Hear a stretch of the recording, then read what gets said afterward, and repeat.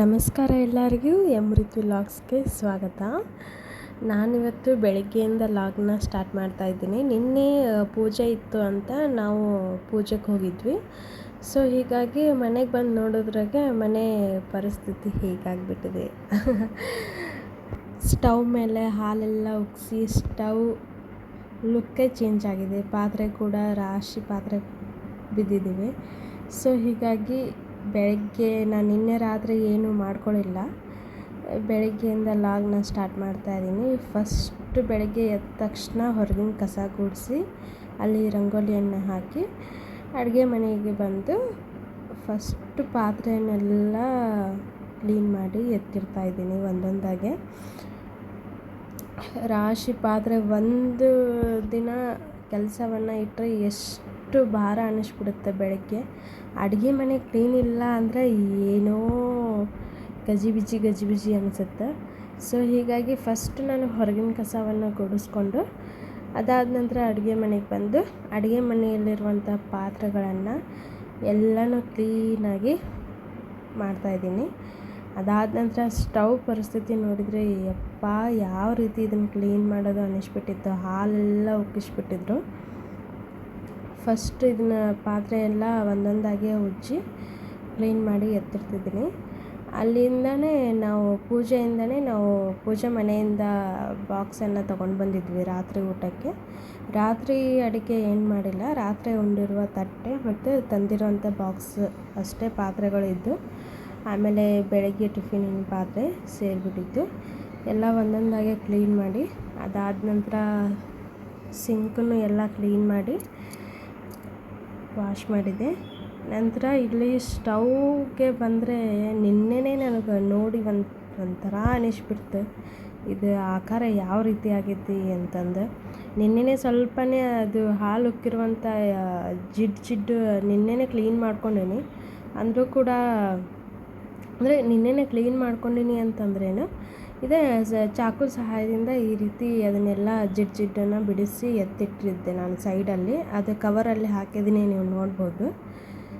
ನಾನು ಈ ರೀತಿ ಹಾಲು ಉಕ್ಕಿದಾಗ ಡಿಶ್ ವಾಶ್ ಇರುತ್ತಲ್ಲ, ಆ ಡಿಶ್ ವಾಶ್ ಸಹಾಯದಿಂದ ಆಮೇಲೆ ಇದು ಸ್ಕ್ರಬ್ ಸಹಾಯದಿಂದ ಈ ರೀತಿ ಉಜ್ಜುತ್ತೀನಿ. ಆಮೇಲೆ ಜಿಡ್ಡಾಗಿ ಏನೋ ಬ್ಲ್ಯಾಕ್ ರೀತಿ ಒಗ್ಗರಣೆ ಕಲೆ ಹಾಲು ಉಕ್ಕಿರುವಂಥ ಕಲೆ ಏನು ಬಿದ್ದಿರ್ತದಲ್ಲ, ಅದನ್ನು ಈ ಚಾಕು ಸಹಾಯದಿಂದ ಫಸ್ಟ್ ಅದನ್ನು ಬಿಡಿಸ್ಕೊತೀನಿ.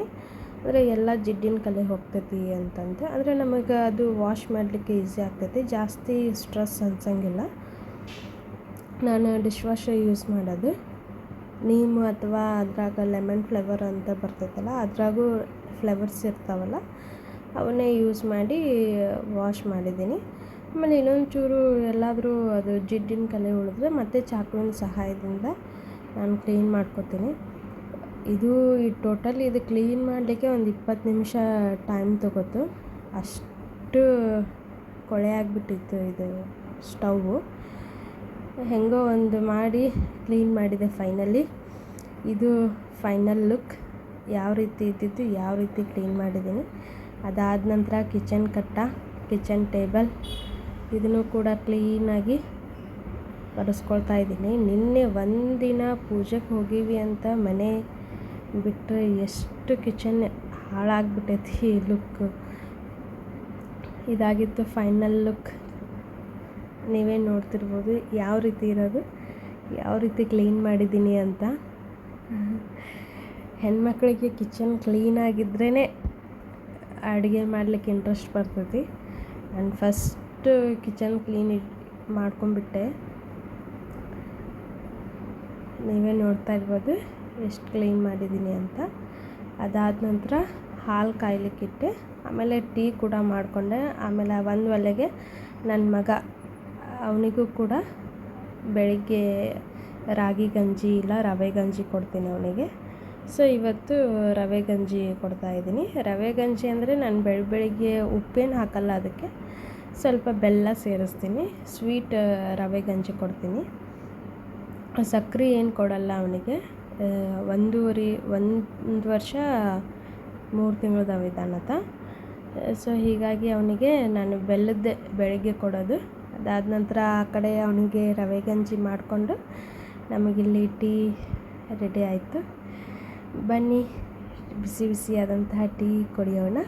ನನ್ನ ವ್ಲಾಗ್ ಇಷ್ಟ ಆದರೆ ಸಬ್ಸ್ಕ್ರೈಬ್ ಮಾಡಿ. Thank you, bye.